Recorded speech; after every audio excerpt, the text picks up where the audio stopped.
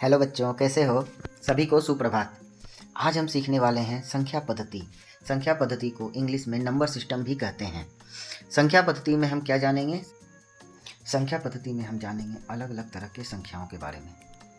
जैसे किसे प्राकृत संख्या कहते हैं, किसे पूर्ण संख्या कहते हैं, किसे पूर्णांक कहते हैं, किसे परिमेय संख्या कहते हैं। इसके बारे में हम जानेंगे।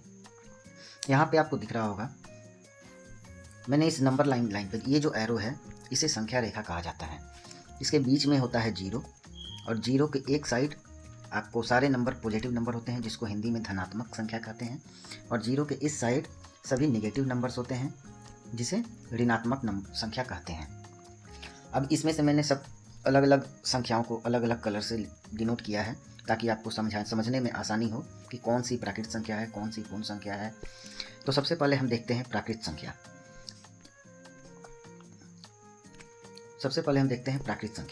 तो प्राकृत संख्या जो है, जीरो के बाद, ये जो मैंने ब्लू कलर से डिनोट किया है 1 2 3, जीरो के बाद जितने भी धनात्मक संख्या होते हैं उनको प्राकृत संख्या कहते हैं। जैसे 1 2 3 4 5 6, जहाँ तक आप जा सकते हो। उसके बाद हम देखते हैं पूर्ण संख्या क्या होता है। इस प्राकृत संख्या में ये जो है ये प्राकृत संख्या है। इस प्राकृत संख्या में अगर हम जीरो को ऐड कर दें, इस प्राकृत संख्या के साथ अगर हम जीरो को मिला लें तो यही पूर्ण संख्या बन जाता है। पूर्ण संख्या को हम W से डिनोट करते हैं, इसको इंग्लिश में होल नंबर कहा जाता है। प्राकृत संख्या को हम N से डिनोट करते हैं, इसे इंग्लिश में नेचुरल नंबर कहा जाता है। ठीक है। इसके बाद आता है पूर्णांक। पूर्णांक में क्या होता है, ये इधर के सारे निगेटिव नंबर्स, इधर के सारे पॉजिटिव नंबर्स, और ये जीरो,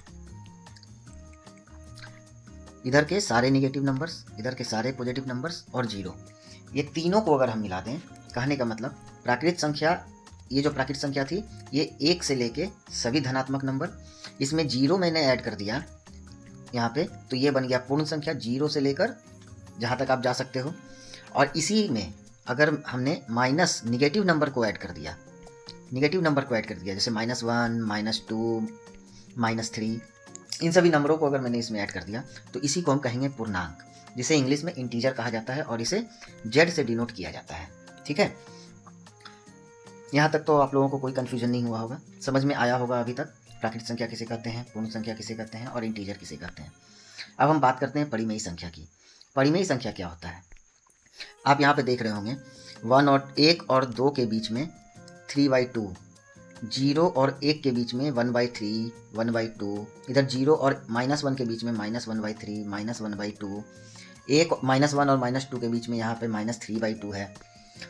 तो पूर्णांक जो कि हमारा -3 से लेके, -3 नहीं, इधर पीछे जहाँ तक आप जा सकते हो, यहाँ मैंने नंबर लाइन पे -3 तक लिखा है, यहाँ से लेके यहाँ तक, मतलब पूर्णांक सभी ऋणात्मक, जीरो सभी धनात्मक नंबर के साथ अगर हम इन नंबर्स को जो मिला लें इसमें, जैसे -3/2 -1/2 1/2 3/2 1/3, इन सभी नंबर्स को अगर हम मिला लें तो ये सब मिलकर बनते हैं परिमेयी संख्या। ये सभी मिलकर बनेंगे परिमेयी संख्या। आप यहाँ पे देख सकते हो परिमेयी संख्या को, ये एरो इधर दिया हुआ है, इसका मतलब है कि ये पीछे जहाँ तक आप लेके जा सकते हो। -3 है, इधर -4 आ जाएगा, इसके बाद -5 आ जाएगा, -4 आ जाएगा, -5 आ जाएगा, -6 आ जाएगा। उसी तरह से इधर आप देखोगे तो 1 2 3 के बाद 4 आएगा, 5 आएगा, 6 आएगा, 4 और 5 के बीच का नंबर आएगा, 5 और 6 के बीच का नंबर आएगा। ये आप जहाँ तक जा सकते हो वहाँ तक। तो मेरे कहने का मतलब ये है कि ये जो ब्लू वाले नंबर्स हैं, ये वाले, ये हो गया प्राकृत संख्या। इसमें मैंने जीरो को ऐड कर दिया तो बन गया पूर्ण संख्या। इसी में मैंने -1 -2 -3, मतलब ऋणात्मक नंबर्स को इसी में मैंने ऐड कर दिया तो ये बन गए पूर्णांक। और इसी में मैंने ये फ्रैक्शन के नंबर 1/3 1/2 3/2 -1/3 -1/2, इसे हमने ऐड कर दिया तो ये बन गए सभी मिलकर परिमेय संख्या। अब हम परिमेय संख्या को थोड़ा डिटेल में समझते हैं कि परिमेय संख्या में क्या क्या जरूरी बातें होती हैं। ठीक है। तो सबसे पहले जो जरूरी बात है परिमेय संख्या में, ये P/Q के फॉर्म में होता है। परिमेय संख्या जो है वो हमेशा P/Q के फॉर्म में होता है। और इसमें P और Q क्या होता है, P और Q दोनों पूर्णांक होते हैं। पूर्णांक मतलब आप समझ रहे हो, सारे निगेटिव नंबर्स, सारे ऋणात्मक नंबर्स, जीरो और सारे धनात्मक नंबर्स, ये सबको मिला के पूर्णांक कहते हैं। तो P और Q ये दोनों पूर्णांक होते हैं, और Q जो है नीचे में ये जो हर है ये कभी भी 0 नहीं हो सकता है। अगर ये कंडीशन किसी भी नंबर के साथ आता है तो वो परिमेय संख्या कहलाएगा। जैसे आप देखो यहाँ पे लिखा हुआ है 1/3, यहाँ पे आपको दिख रहा होगा, यहाँ पे मैंने 1/3 लिखा है।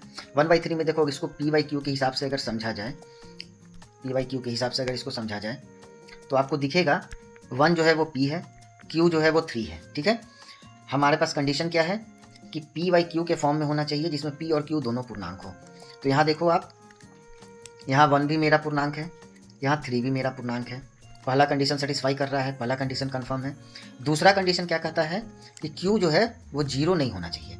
तो यहाँ देखो, यहाँ जो Q है जो मेरा हर है वो 0 नहीं है, वो 3 है। 1/0 अगर लिख देंगे हम तो यहाँ नीचे 0 हो जाएगा, जो कि संभव नहीं है। ठीक है, Q = 0 संभव नहीं है। ठीक है, तो इस तरह के नंबर्स 1/3, 2/3, 3/2 इस तरह के नंबर्स जो होंगे जो P/Q की तरह दिखेंगे वो आपको परिमेय संख्या कहलाते हैं। ठीक है, परिमेय संख्या का डिफिनीशन बस इतना ही है। अब हम देखते हैं परिमेय संख्या के ऊपर कुछ सवाल देखते हैं। जैसे आपसे पूछ सकता है, पहला सवाल कहता है क्या सभी पूर्ण संख्या एक प्राकृत संख्या है? क्या सभी पूर्ण संख्या एक प्राकृत संख्या है? तो अभी आपको मैंने बताया पूर्ण संख्या किसको कहते हैं, बताइए पूर्ण संख्या किसको कहते हैं। यहाँ मैंने लिखा सारे धनात्मक नंबर, मतलब 1 2 3 के साथ 0 के 1 2 3 जो हमारा प्राकृत संख्या उसके साथ हम 0 लगा देते हैं तो वो पूर्ण संख्या कहलाता है। तो हमारा सवाल पूछ रहा है क्या सभी पूर्ण संख्या एक प्राकृत संख्या है? तो नहीं, इसका जवाब होगा नहीं। क्यों? क्योंकि पूर्ण संख्या में 0 1 2 3 इस तरह से आपको आगे बढ़ेगा। ठीक है, तो 1 तो प्राकृत संख्या है, 2 प्राकृत संख्या है, 3 प्राकृत संख्या है, लेकिन 0 प्राकृत संख्या नहीं है। तो यहाँ पूछ रहा है कि क्या सभी पूर्ण संख्या प्राकृत संख्या है? तो 0 जो हमारा पूर्ण संख्या है यह प्राकृत संख्या नहीं है, तो इसका जवाब होगा नहीं। दूसरा सवाल हमारा है क्या सभी पूर्णांक एक परिमेय संख्या है? सभी पूर्णांक, अब पूर्णांक किसे है, पूर्णांक कौन कौन सा है किसे हमने बताया। यहाँ देखेंगे पूर्णांक जो है जिसको इंग्लिश में इंटीजर कहा जाता है, उसमें सारे ऋणात्मक नंबर, पूर्णांक में क्या है, सारे ऋणात्मक नंबर हैं और सारे धनात्मक नंबर हैं। ठीक है, और साथ में 0 है। तो क्या सभी पूर्णांक एक परिमेय संख्या है? तो इसका जवाब होगा हाँ। कैसे?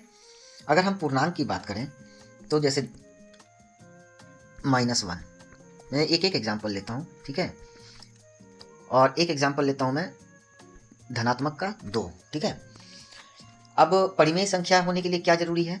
परिमेय संख्या होने के लिए P/Q होना जरूरी है। यहाँ P तो है, Q नहीं है, लेकिन हम इसके नीचे -1/1 लिख सकते हैं ना, -2/1 लिख सकते हैं। तो ये ऊपर में P हो गया, नीचे Q हो गया। दूसरा कंडीशन कहता है कि Q जो है वो 0 के बराबर नहीं होना चाहिए। Q जो है हमारा 0 के बराबर नहीं होना चाहिए। ठीक है, तो यहाँ देखिए Q 0 के बराबर नहीं, यहाँ 1 है, यहाँ भी 1 है। तो इस तरह से हम कह सकते हैं कोई भी पूर्णांक हो, -1 तो -1/1 हो गया, -2 तो -2/1 हो गया, -3 तो -3/1 हो गया। धनात्मक में देखें तो 1 तो 1/1 हो गया, 2 तो 2/1 हो गया, 3 तो 3/1 हो गया। तो ये सब जो है परिमेय संख्या के दोनों कंडीशन को फॉलो करते हैं। तो हम कह सकते हैं कि सभी पूर्णांक जो हैं वो एक परिमेय संख्या हैं। अब हमारा तीसरा सवाल है क्या सभी परिमेय संख्या एक पूर्णांक है? इसका जवाब होगा नहीं, क्योंकि जब हम परिमेय संख्या की बात करते हैं तो परिमेय संख्या में -1 आता है, -2 भी आएगा, +1 भी आएगा, 2 भी आएगा। ये सभी तो पूर्णांक हैं। 0 भी आएगा, ये भी पूर्णांक है, -1 -2 0 1 2 3 जहाँ तक लेके जाओ सब पूर्णांक है। लेकिन परिमेय संख्या में 1/3 भी आएगा, 1/5 भी आएगा, 2/3 भी आएगा। तो क्या ये सब पूर्णांक हैं? नहीं, ये सब पूर्णांक नहीं है। तो अगर हमारा सवाल है क्या सभी परिमेय संख्या एक पूर्णांक हैं, तो इसका जवाब होगा नहीं। लेकिन अगर यही सवाल रहता क्या परिमेय संख्या एक पूर्णांक हो सकता है, तो हम इसका जवाब देते हाँ, क्योंकि -1, -2, 0, 1, 2, 3 ये सब पूर्णांक हो सकते हैं, लेकिन सभी परिमेय संख्या एक पूर्णांक नहीं हो सकता है। ठीक है, यहाँ तक समझ में आया होगा। अब हम देखते हैं, हमारे पास एक सवाल है। इस सवाल में हमें बोला जा रहा है 1 और 2 के बीच की 5 परिमेय संख्या निकालें। ठीक है, आपको क्वेश्चन आता है एग्जाम में 1 और 2 के बीच 5 परिमेय संख्या निकालिए। इसका सबसे आसान तरीका है जो मैं आपको बता रहा हूँ। ये कितना बोल रहा है? 5। ठीक है, 5। इसमें आपको 1 जोड़ देना है, तो 5 और 1 कितने हो गए? 6। ठीक है, ये आपका हर होना चाहिए। हर का मतलब Q। ठीक है, अभी आपने पढ़ा ना P/Q के फॉर्म में परिमेय संख्या होता है, तो Q क्या होना चाहिए? 6। 5 पूछ रहा है, 5 + 1 6। ठीक है, और उसके हिसाब से हम देखेंगे कि P क्या हो सकता है। ठीक है, तो इसको थोड़ा साइड कर देते हैं।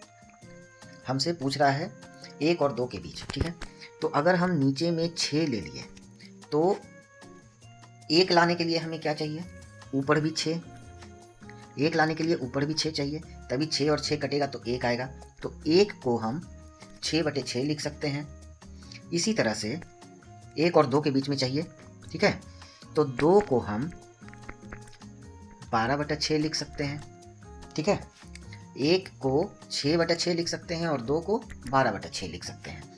अब हमें 1 और 2 के बीच 5 परिमेय संख्या चाहिए, मतलब 1 और 2 के बीच के 5 परिमेय संख्या चाहिए, और 1 को हम 6/6 लिख सकते हैं और 2 को हम 12/6 लिख सकते हैं। तो इसका मतलब हुआ कि 6/6 और 12/6 के बीच हमको 5 परिमेय संख्या चाहिए। हम ऐसा बोल सकते हैं, और जब हम ऐसा बोल सकते हैं तो हम इसको इस तरह से लिख सकते हैं। 6/6 और 12/6 के बीच में आएगा 7/6 हो जाएगा, 8/6 हो जाएगा, 9/6 हो जाएगा, 10/6 हो जाएगा, 11/6 हो जाएगा। ठीक है, तो 6/6 और 12/6 के बीच में 5 संख्या हमें मिल गई। कौन कौन सी? ये 5 संख्या। ये आपका उत्तर हो गया। ठीक है, तो इस तरह से आप बड़ी आसानी से 2 संख्याओं के बीच के परिमेय संख्या को आप निकाल सकते हैं। ठीक है, अब हम अपने अगले सवाल की तरफ बढ़ते हैं। हमारा अगला सवाल बोलता है 5/7 और 6/7 के बीच में 5 परिमेय संख्या निकालें। 5/7 और 6/7 के बीच 5 परिमेय संख्या निकालें। ठीक है, ऐसे सवाल को हल करने के लिए सबसे आसान तरीका है, आप यहाँ पे लिख लीजिए। पहले तो सवाल लिख लीजिए, क्या दिया हुआ है? 5/7, और इधर क्या दिया हुआ है? 6/7। ठीक है, अगर हम इसमें ऊपर में 10 से गुना कर दें और नीचे में 10 से गुना कर दें, उसी तरह इधर ऊपर में 10 से गुना कर दें और नीचे में 10 से गुना कर दें, तो ये जो है ये हमारा 50/70 हो जाएगा, और ये जो है हमारा 60/70 हो जाएगा। तो हम ऐसा बोल सकते हैं कि 5/7 और 6/7 के बीच में 5 परिमेय संख्या निकालना है, तो 50/70 और 60/70 के बीच में भी 5 परिमेय संख्या वही होगी। जिस तरह से 5/7 और 6/7 बराबर है 50/70 और 60/70 के, 0 काट देंगे तो बात तो बराबर हो जाएगा ना दोनों साइड। तो हम 5/7 और 6/7 के बीच की 5 परिमेय संख्या, इन दोनों के बीच की 5 परिमेय संख्या एक समान हो जाएगी। तो अब हमारा सवाल क्या बन गया कि हमें 50/70 और 60/70 के बीच की 5 परिमेय संख्या चाहिए। तो इसके बीच की 5 परिमेय संख्या क्या होगी? 51/70, 52/70, 53/70, 54/70, 55/70, 6 बोलेगा तो 56/70, 7 बोलेगा तो 57/70। इस तरह से हम इन दोनों के बीच की परिमेय संख्या को निकाल सकते हैं। अब आपके लिए एक सवाल है, आपको बताना है क्या 0 एक परिमेय संख्या है? 0 यानी 0, क्या 0 एक परिमेय संख्या है? अगर आपको लगता है कि शून्य एक परिमेय संख्या नहीं है तो आपको बताना है क्यों नहीं है, और अगर आपको लगता है कि शून्य एक परिमेय संख्या है तो कैसे है। कमेंट में आप अपना जवाब लिखेंगे। और यहाँ पे अगर आपको कोई भी सवाल में कहीं भी कोई भी कन्फ्यूजन होता है, कोई भी चीज़ नहीं समझ में आया हो, तो आप कमेंट में पूछिएगा। अगले वीडियो में आपको आपके सवालों का, आपके प्रॉब्लम का सॉल्यूशन आपको मिल जाएगा। ठीक है, तो मिलते हैं अगले